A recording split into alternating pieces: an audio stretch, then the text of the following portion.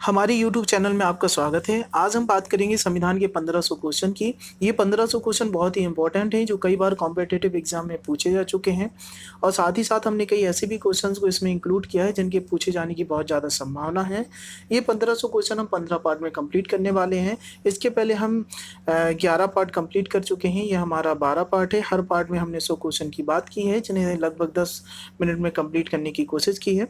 मैं आपको बता दूँ कि यदि कम समय में आप तैयारी करना चाहते हैं तो ये आपके लिए बहुत ही अच्छे सिद्ध होने वाले हैं और यदि आप तैयारी कर चुके हैं तो रिवीजन के लिए आपके लिए ये बहुत ही अच्छे होने वाले हैं। और साथ ही साथ मैं आपको बताना चाहता हूँ कि जिस तरीके से हम ये संविधान के 1500 क्वेश्चन लगा रहे हैं, इसी तरीके से बाकी सभी सब्जेक्ट के 1500 क्वेश्चन हमारी प्ले लिस्ट में डले हुए हैं। तो इसी तरीके से 15 पार्ट में 10 मिनट में हम सभी क्वेश्चंस को रिवीजन कर सकते हैं या कम समय में तैयारी कर सकते हैं। तो जिन्होंने भी नहीं देखे हैं वो जाकर के प्ले लिस्ट में देख सकते हैं। चलिए हम बात करते हैं हमारे 12वें पार्ट की। इसका पहला क्वेश्चन है कि भारतीय संसद जो शासन में धर्मनिरपेक्ष विशेषता को संविधान के किस अनुच्छेद में अपनी शक्ति प्राप्त है। तो ये इसके बारे में जो है धर्मनिरपेक्षता के बारे में अनुच्छेद 15 और 25 में बताया गया है।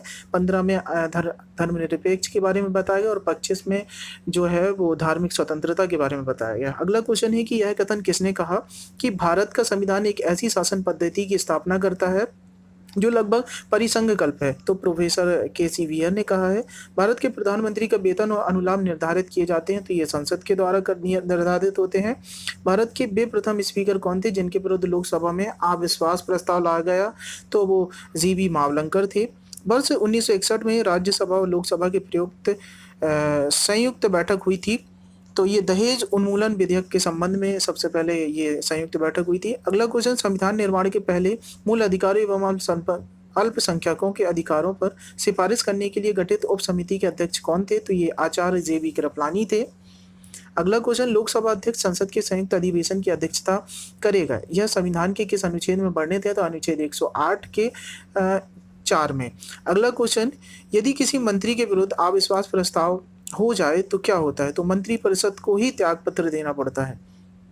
अंडमान निकोबार द्वीप समूह किस उच्च न्यायालय के अधिकारी क्षेत्र में आता है। तो ये कलकत्ता हाई कोर्ट है उसके अधिकार क्षेत्र में आता है। मैं बता दूं कि अंडमान निकोबार का यदि कोई व्यक्ति अपना केस करना चाहता है तो वो कलकत्ता हाई कोर्ट में ही कर सकता है, बाकी में नहीं, बाद में कर सकता है। अगला क्वेश्चन, संविधान के अनुच्छेद 17 में किस सामाजिक बुराई के अंत का प्रावधान किया गया। तो अस्पृश्यता के बारे में। अस्पृश्यता मतलब छुआछूत के विरोध के बारे में बताया गया अनुच्छेद 17 में। अगला क्वेश्चन, बिहार में बोली जाने वाली किस भाषा को संविधान की 8वीं अनुसूची में शामिल किया गया। तो ये मैथिली भाषा है। अगला क्वेश्चन, संविधान में वर्तमान में कितने अनुच्छेद तथा अनुसूचियां हैं। तो 444 अनुच्छेद और 12 अनुसूचियां हैं। मैं बता दूं अनुच्छेद जो हैं वो 395 ही हैं।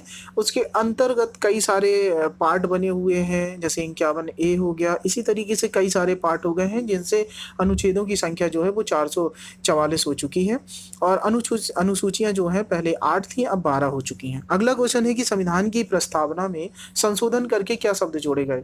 तो 4 शब्द जोड़े गए थे, 3 शब्द, पंथ निरपेक्ष, समाजवाद, अखंडता। अगला क्वेश्चन है कि राज्य के कार्यपालिका शक्ति किसमें निहित होती है। तो ये राज्यपाल में होती हैं। कैबिनेट मिशन योजना का अनुसार संविधान सभा में कुल कितने सदस्य होते हैं। तो ये 389 सदस्य। अगला क्वेश्चन, 389 सदस्य थे।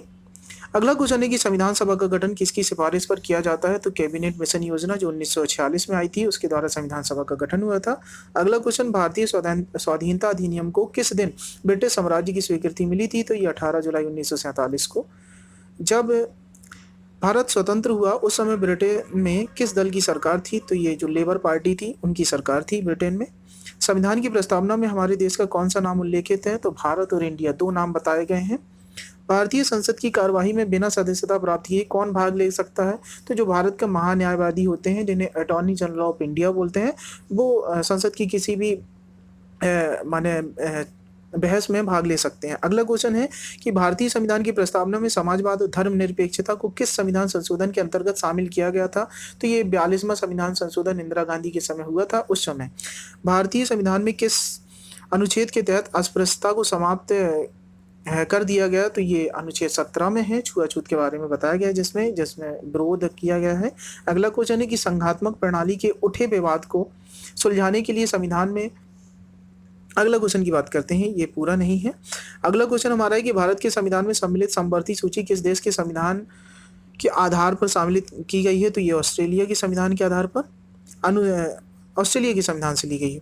अगला क्वेश्चन है कि अनुसूचित क्षेत्रों के प्रशासन में संबंधित प्रावधान संविधान के किस अनुसूची में दिए गए हैं? तो ये 5वीं अनुसूची में। भारत सरकार में विभिन्न मंत्रालयों एवं विभागों ने कार्यों का बंटवारा कौन करता है? तो ये मंत्रिमंडल के सचिवालय करता है।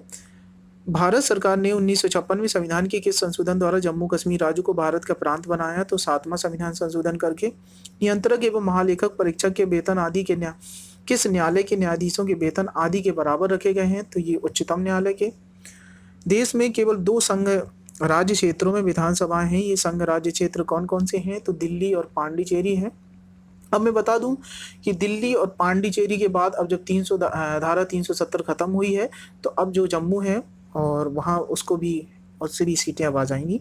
अगला क्वेश्चन है कि जम्मू कश्मीर राज्य की विधानसभा में राज्यपाल कितनी महिलाओं को नामजद करता है? तो मात्र 2 का।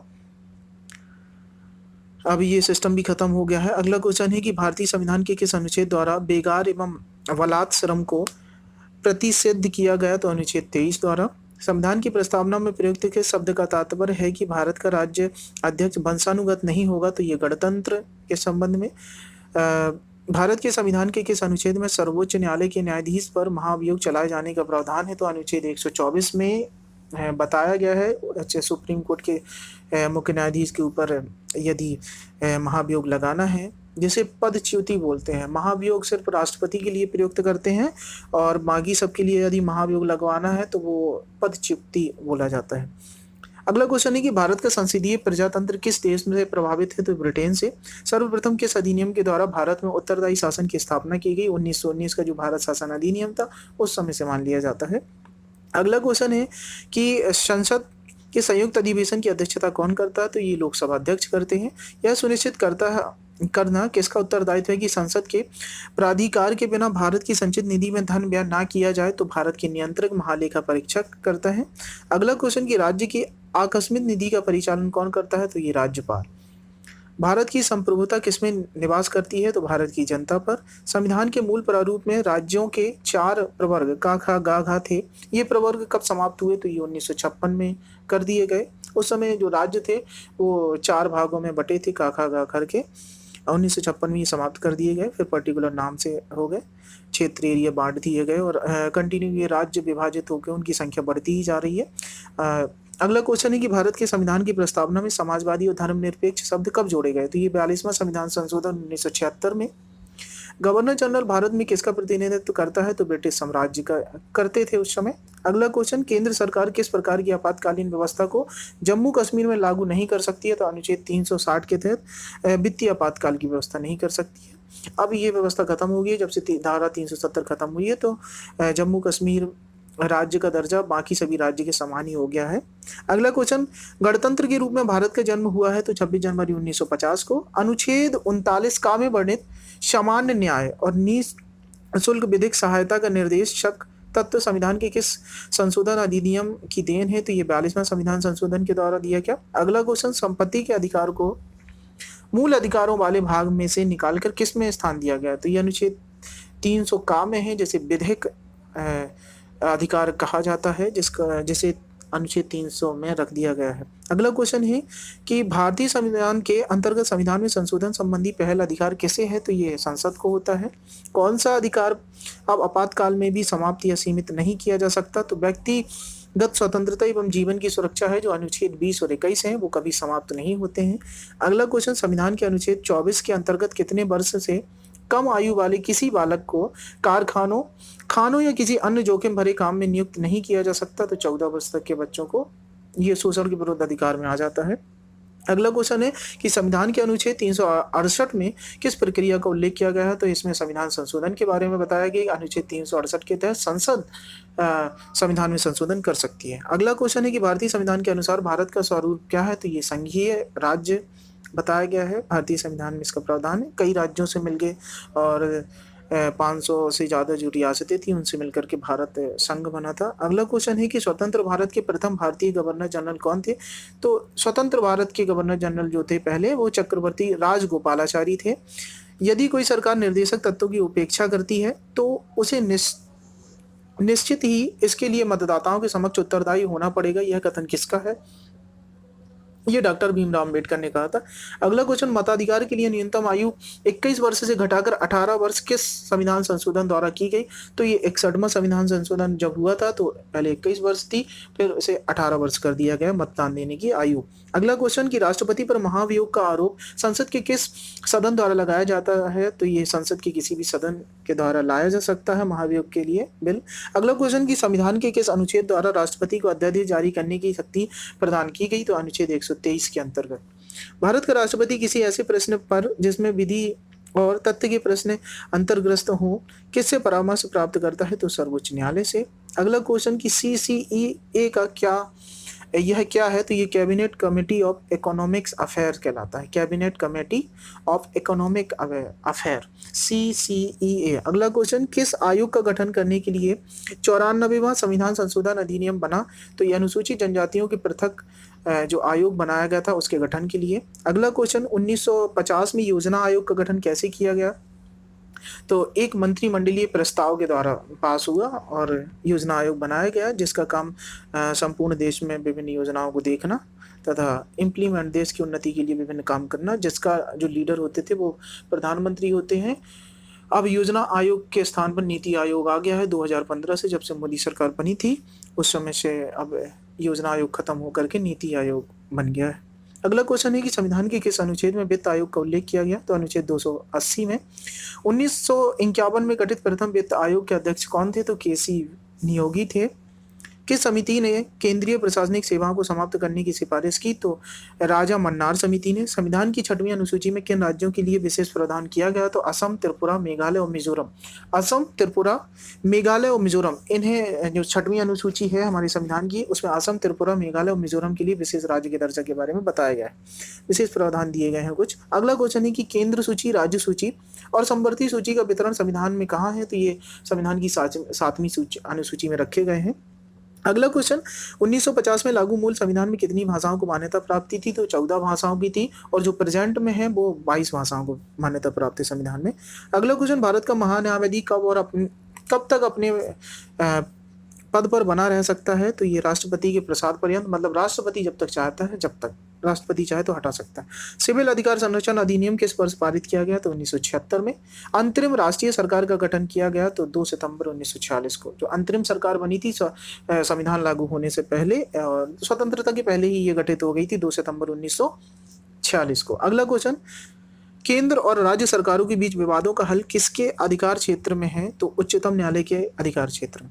अगला क्वेश्चन, संसद जो संघ शासित प्रदेश हैं, जैसे केंद्र शासित प्रदेश बोलते हैं, संघ शासित क्षेत्रों जिनकी अपनी विधायिका नहीं है के लिए विधि का निर्माण कौन करता है? तो राष्ट्रपति अपनी विनिमय बनाने की शक्ति द्वारा करता है, जिसका प्रावधान अनुच्छेद 240 में है।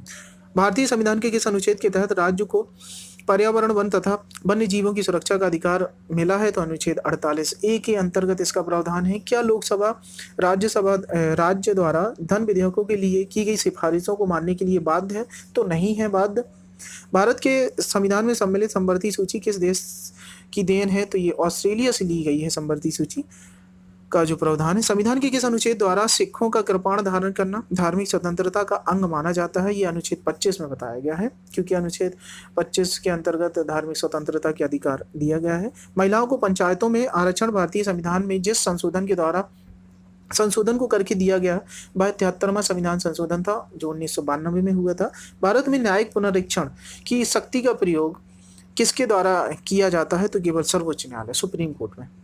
अगला क्वेश्चन है, उच्च न्यायालय में क्षेत्र अधिकार में संकुचन या विस्तार करने का अधिकार किसके पास है? तो ये संसद के पास होता है। केंद्र सूची, राज्य सूची और समवर्ती सूची का विवरण संविधान में कहाँ है? तो ये 7वीं अनुसूची में है। संविधान में हमारे राष्ट्र का उल्लेख किन नामों से किया जाता है? तो भारत और इंडिया। हमारे संविधान में देश के 2 नाम बताए गए हैं, भारत और इंडिया। अगला क्वेश्चन है कि राज्य सरकार की कानूनी मामलों में सलाह देने के लिए कौन अधिकृत होता है? तो महाधिवक्ता होते हैं राज्यों में, और जो केंद्र में होता है वो महान्यायवादी होता है। अगला क्वेश्चन है कि डॉक्टर भीमराव अम्बेडकर सन 1947 से 1951 तक किस विभाग के केंद्रीय मंत्री रहे? तो ये कानून मंत्री रहे हैं। चलिए हम अपना 12वां पार्ट कंप्लीट कर चुके हैं। कल बात हम करेंगे 13वें पार्ट की। यदि आपको वीडियो अच्छा लगा हो तो इसे लाइक करिए, सब्सक्राइब करिए और सभी सब्जेक्ट्स के क्वेश्चन डले हुए हैं तो प्ले लिस्ट में जाकर के आप चाहें तो अपना रिवीजन और देख सकते हैं, कम समय में तैयारी कर सकते हैं। चलिए मैं अपनी बात यहीं ख़त्म करता हूँ।